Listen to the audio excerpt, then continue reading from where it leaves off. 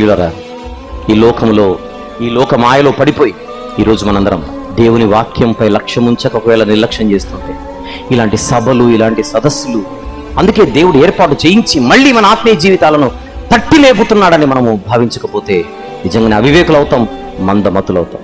యేసుక్రీస్తు ప్రభు మహిమలోకాన్ని విడిచిపెట్టి ఈ లోకానికి వచ్చి ఇన్ని గొప్ప మాటలు చెప్పి, ఇంకను మీతో చెప్పవలసిన సంగతులు అనేకములు కలవు, కానీ ఇప్పుడు మీరు వాటిని సహించలేరు. సత్యస్వరూపైన ఆత్మ వచ్చినప్పుడు ఇవన్నీ మీకు జ్ఞాపకము చేసి బోధించి వ్రాయిస్తాడు. ఆ పరిశుద్ధాత్ముడు వ్రాయించినవి ఈ మాటలన్నీ. దేవుని ఆత్మ కలిగిన వారై ఈ మాటలన్నీ వారు వ్రాశారు. అదే యేసు ప్రభు ప్రతి ఒక్కరి కోసం చివరికి రక్తం గార్చి ప్రాణం పెట్టి సమాధి చేయబడి తిరిగి లేచి, ఆయన రక్తంలో మన జీవితాలు కడుగబడి వాక్యము చేత ప్రతిదినము ఉదక స్నానం చేస్తూ మన పరలోక యాత్రను మనం బలపరుచుకుంటూ ముందుకు తీసుకుని వెళ్ళాలి.